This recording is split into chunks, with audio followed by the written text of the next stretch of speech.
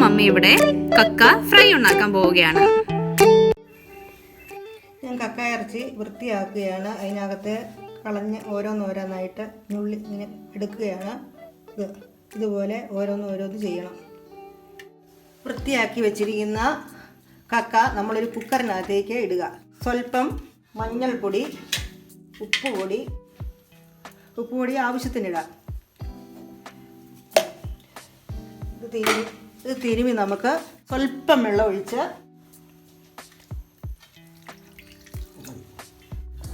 ഇപ്പോൾ കക്ക ഇറച്ചി ഞാൻ മഞ്ഞൾപ്പൊടി ഉപ്പുപൊടി തിരുമി കുക്കറിനകത്ത് വെച്ചിരിക്കുകയാണ്. അത് നല്ല ഫ്ലെയിമിലാണ് വെച്ചിരിക്കുന്നത്. ഒറ്റ വിസിലടിക്കുമ്പോൾ അത് ഓഫാക്കി നമുക്ക് വയ്ക്കാം. നമ്മൾ കുക്കറിനകത്ത് വെച്ച കക്ക ഇപ്പോൾ വെന്തിട്ടുണ്ട്. അത് ആവി കളഞ്ഞ് ഞാൻ ഇപ്പോൾ ഒരു പാത്രത്തിനകത്തേക്ക് വെച്ചിരിക്കുകയാണ്. അതിൻ്റെ ശകലം വെള്ളം ഉണ്ടായിരുന്നു, അത് ഞാൻ കോരിയെടുത്ത് ആണ് ഇപ്പോൾ ഇവിടെ വെച്ചിരിക്കുന്നത്. ആ വെള്ളം കളയണം. ഇപ്പോൾ ഞാൻ പാൻ അടുപ്പയിൽ വെച്ച് എണ്ണ ഒഴിച്ച് എണ്ണ നന്നായി ചൂടായിട്ടുണ്ട്. അതിനകത്തേക്ക് കടുക് ഇട്ട് കൊടുക്കുക.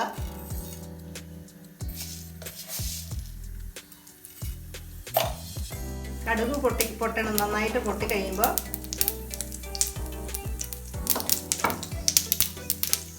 കടുക് പൊട്ടിയിട്ടുണ്ട്. ഇപ്പോൾ അതിനകത്തേക്ക് നമുക്ക് 2-3 വറ്റൽമുളക് ഞാൻ മുറിച്ച് വെച്ചിട്ടുണ്ട്, അത് അതിനകത്തേക്ക് ഇടണം. കടുക് പൊട്ടിയിട്ടുണ്ട്, അതിനകത്തേക്ക് ഞാൻ വറ്റൽമുളക് ഇട്ടു. അതൊക്കെ അത് ചൂടാകണം. ഇതായിട്ടുണ്ട്. ഇനി നമുക്ക് അതിനകത്തേക്ക് തേങ്ങാക്കൊത്ത് ഇട്ട് കൊടുക്കാം. തേങ്ങാക്കൊത്ത് ഇങ്ങനെ വറുത്തില്ലെങ്കിൽ അത് വേഗില്ല, കടിച്ച് മയം വരാൻ വേണ്ടിയാണ് ഇതൊന്ന് വറുത്തെടുക്കുന്നത്. ഇനി നമുക്ക് സവോള ഇട്ട് കൊടുക്കാം.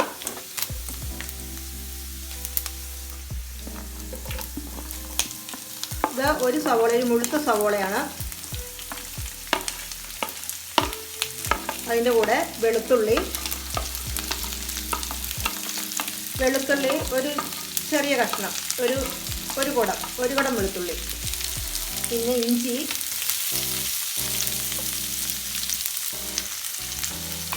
പച്ചമുളക്,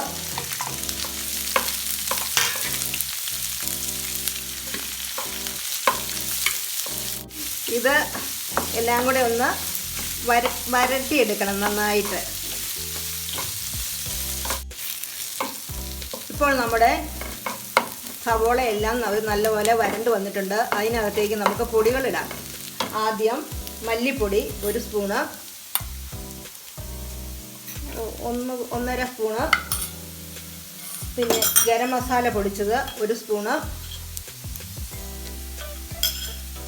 മുളക് പൊടി 1 സ്പൂണ്, സ്വല്പം മഞ്ഞൾപ്പൊടിയും കൂടെ നമുക്ക് ചേർത്തേക്കാം. ഇനി കുരുമുളക് പൊടി 1 സ്പൂണ്. ഇനി നമുക്കിതെല്ലാം കൂടെ ഒന്ന് ഇളക്കി യോജിപ്പിക്കാം.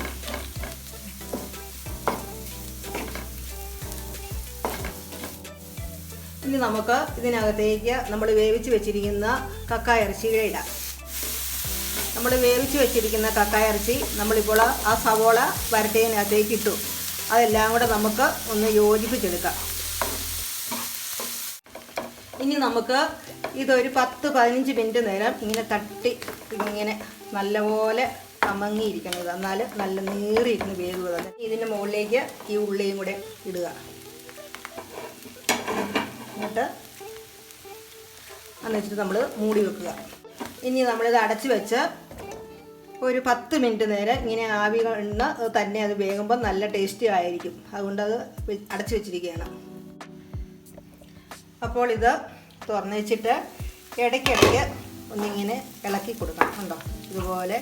എന്നാൽ അടിവശം എല്ലാം നല്ലപോലെ ഇളകി വരണം.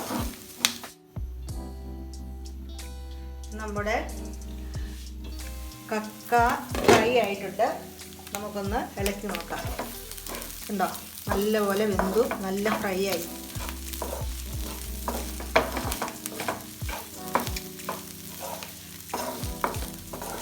ലാസ്റ്റ് കറിവേപ്പില ഇടുവാണ്. ആയിട്ടുണ്ട്.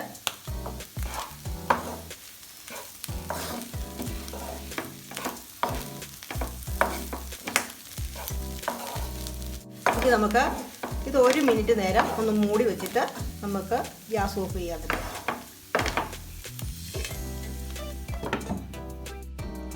ഇന്ന് നമ്മളുണ്ടാക്കിയ കക്ക ഫ്രൈ റെഡി ആയിട്ടുണ്ട്. നല്ല സ്വാദിഷ്ടമായ കക്ക ഇറച്ചിയാണ്. എരിവും നല്ല എരിവുമുണ്ട്, നല്ല മണവുമുണ്ട്, എല്ലാം ഉള്ളതാണ്. നിങ്ങൾ എല്ലാവരും ഇത് ട്രൈ ചെയ്യണം.